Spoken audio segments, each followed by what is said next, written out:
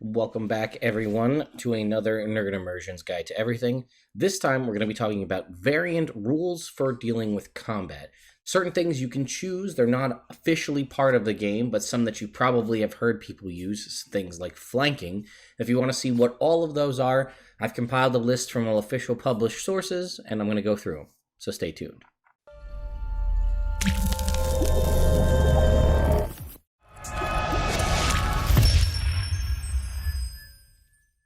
So let's jump over to D&D Beyond, and we'll take a look through this. So one thing I did want to say is actually all of these are contained in the Dungeon Master's Guide. If you guys know of any other official combat sort of resources or other optional rules that exist, because I'll be honest with you, there are Adventure League modules out there that will have very specific sets of rules for dealing with a certain type of combat that exist only in that module that have not been published anywhere else. Or perhaps in one of the hardcover adventures that I haven't read through in a while, there's a specific rule for dealing with a certain kind of thing in combat. That's entirely plausible. So if that's the case, please let me know so I can update this video and make a part 2.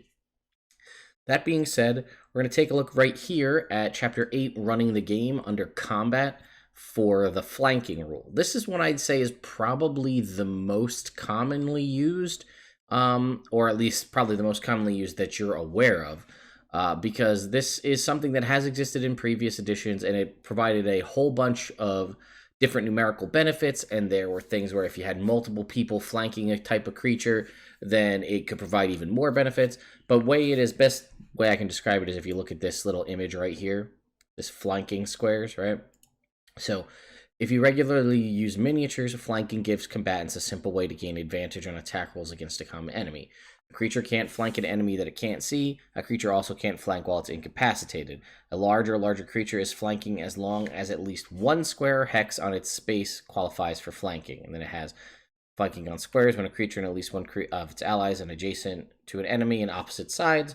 Cornering an enemy's space, they flank that enemy, and each of them has advantage on melee attacks against that enemy. When in doubt about whether two creatures flank on a grid, trace an imaginary line between the centers of the creature's spaces. If it passes through the opposite sides or corners of the enemy's space, the enemy is flanked. And then they have specific rules here for if you're flanking, if you're using a hex grid. So, let's talk about flanking. So, again, as I've stated in previous editions, it was a very hard mechanic that was built into the game base. It wasn't an optional rule that you could choose to turn on or off.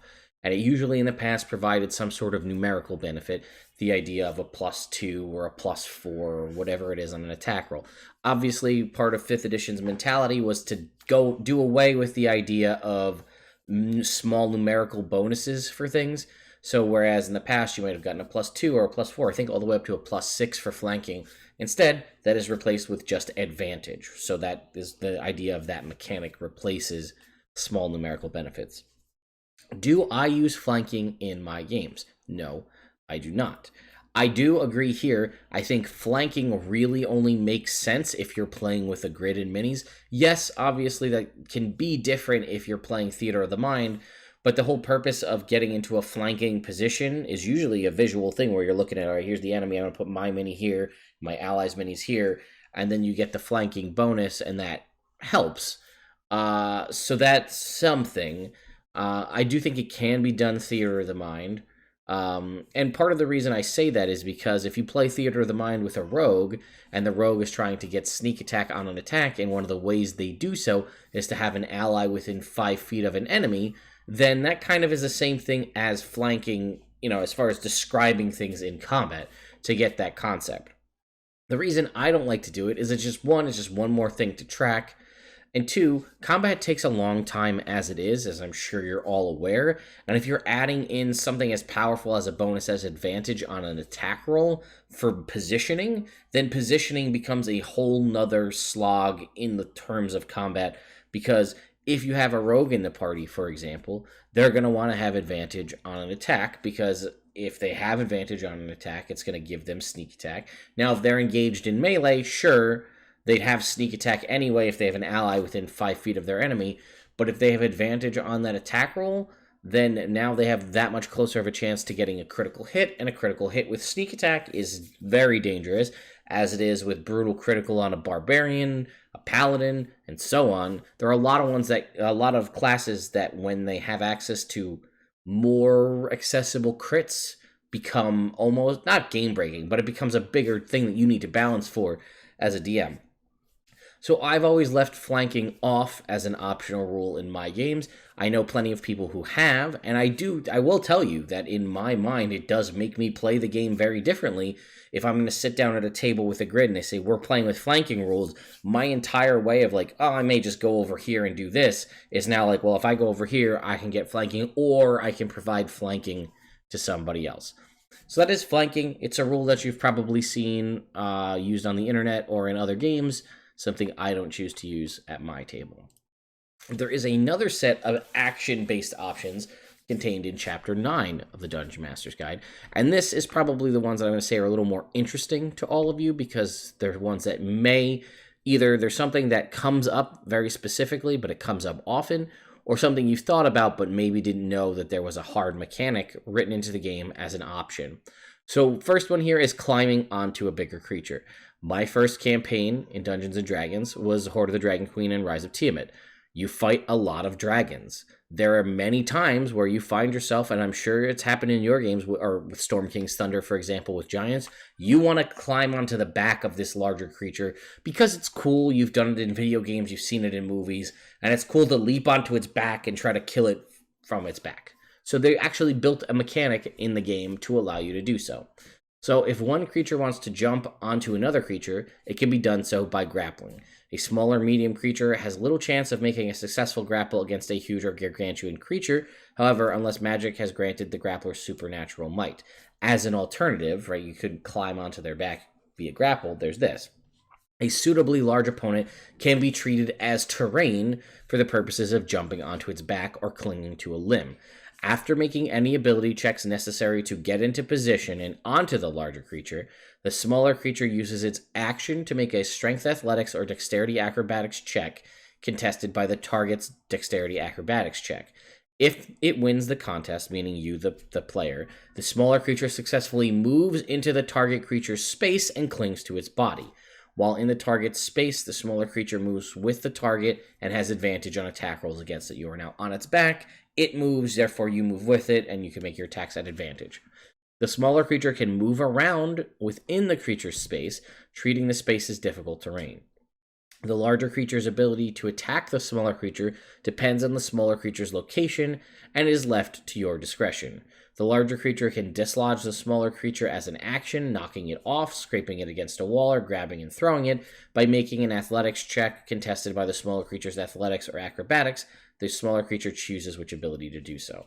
So something, again, that I feel in games I've played in, it is a whole action for you to get onto the creature's back. It is an action where you make a strength, an athletics or acrobatics check contested by the acrobatics check of the creature to just get onto them, period. You are now on their back if you succeed. That creature can use its action to make an athletics check to try and remove you. And then if you manage to somehow maintain and stay on it, then you can make attacks and things at advantage for climbing onto its back. As it states, depending on how you position and the length and size of the creature, you may possibly be able to position yourself in such a way where the creature can't actually get to you, because you're like in the small of the giant's back and its arm can't reach over to hit you. Then you maybe can't get you, but it says it can do a couple other things, maybe it scrapes you against the wall, that kind of a thing. So that would provide you advantage on your attack rolls, and you could do with that what you will.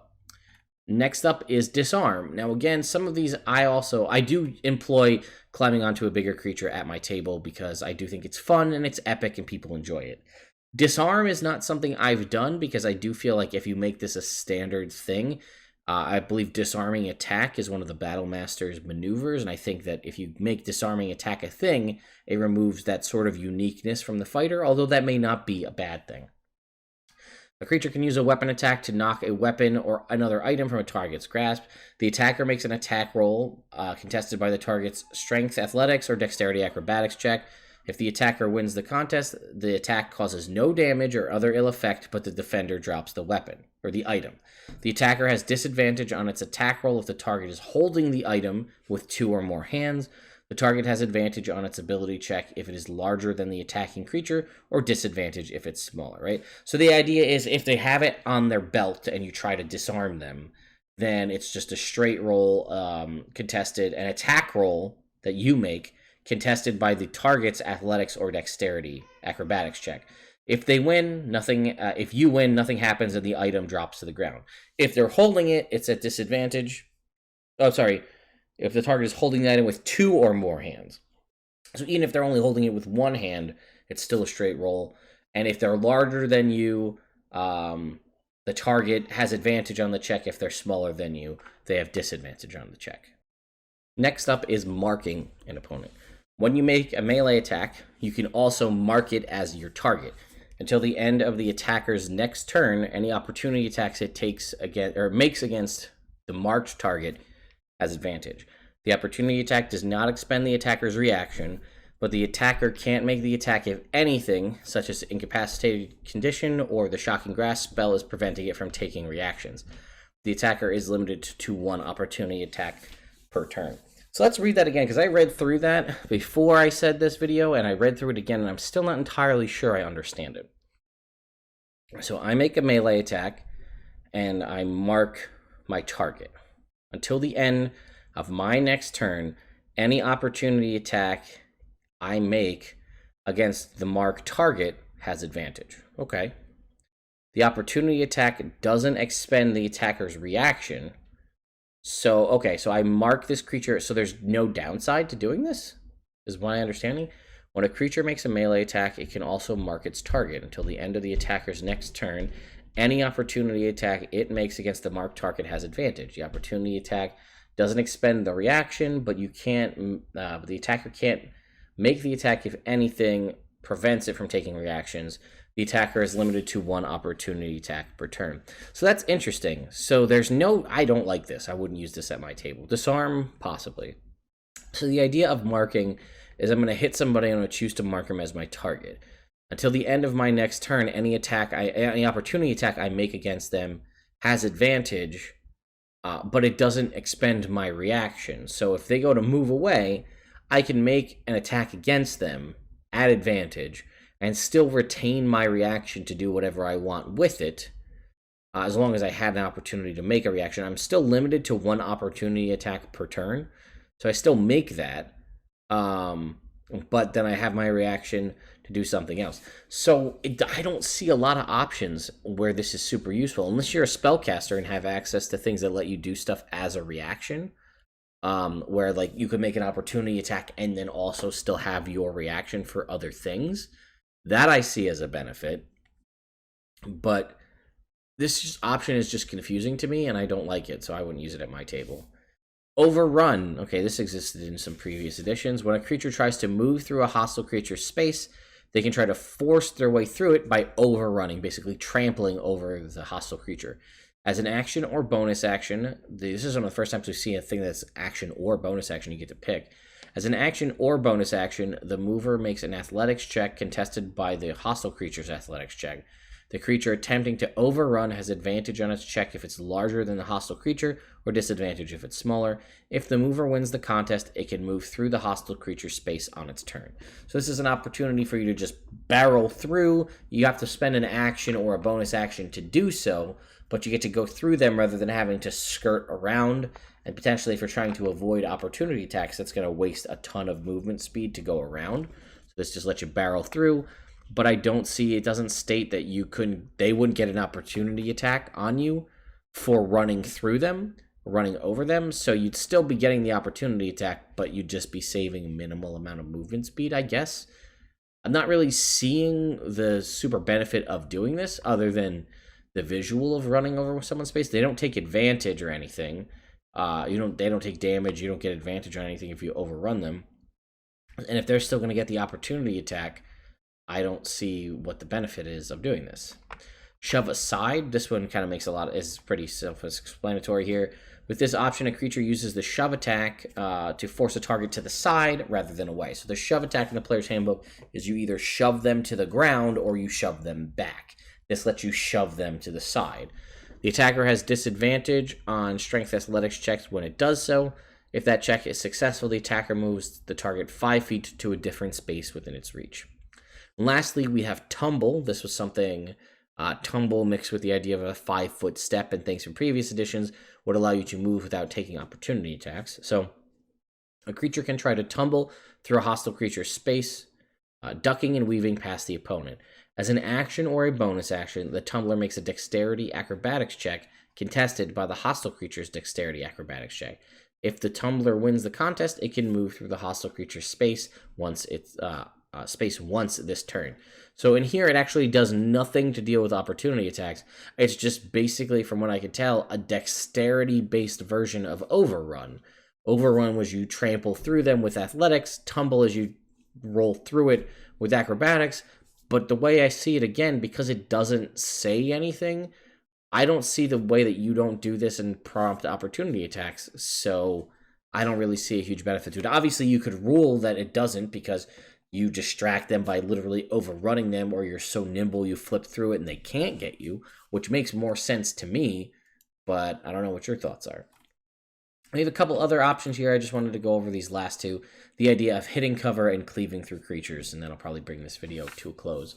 When a ranged attack misses a target that has cover, so this would be half cover or 3/4 cover, maybe even total cover, you can use this optional rule to determine whether the cover is struck by the attack, right? So if you have half cover, you have a +2 to your AC, 3/4 cover is a +5 to your AC, and total cover means you can't be targeted. First, determine whether the attack roll would have hit the projected target without the cover.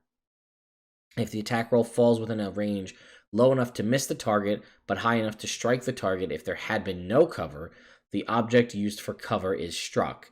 If a creature is providing cover for the missed creature and the attack roll exceeds the AC of the covering target, the covering creature is hit.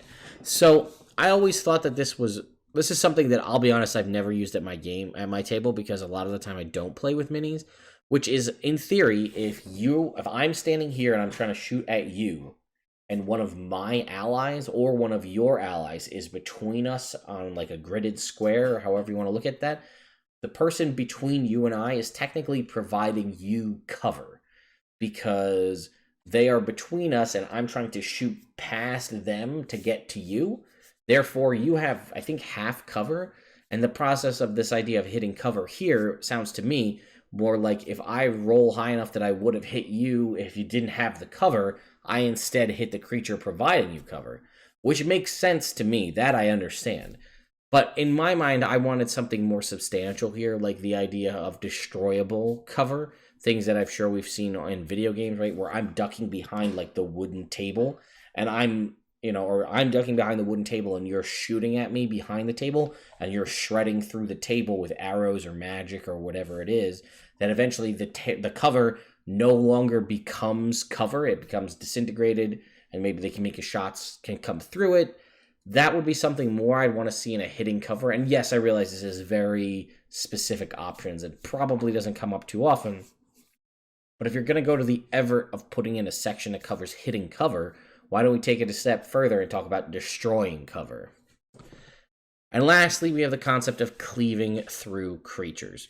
So this is something that we've seen in previous editions through the form of like spells or abilities like Cleave, which were more similar to the Great Weapon Master ability we see now, where if you drop a creature, you can make another attack.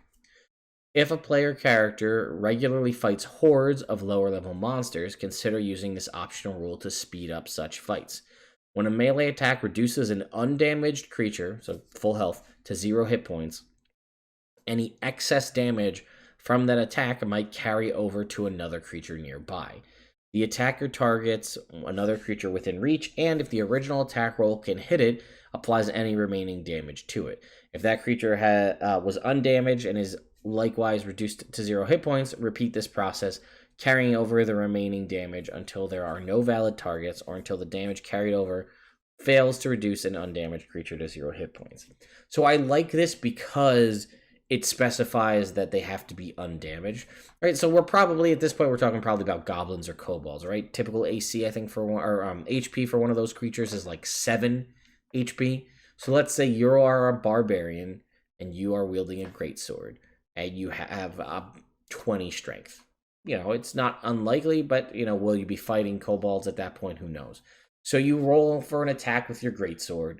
You roll with your 2d6. You deal max damage. You got 17 base. You roll 2 6s on your 2d6 plus your 5 strength modifier plus, I don't know, we'll say 3 or 4 for your rage damage bonus. Maybe you're really high level. So that puts us at what, 17, 21 points of damage. So you hit the first one, it's going to deal 7 points of damage to it. It drops. Then it's going to move over to the second one. It does 7 points of damage to it. It drops, and you did 21 total points of damage. And there were 3 kobolds within your reach. 7, 7, 7. You knock them all out, and that's that. And then, let's say there was a fourth one, and let's say you did 22 points of damage. That fourth one wouldn't die because it only took 1 point of damage.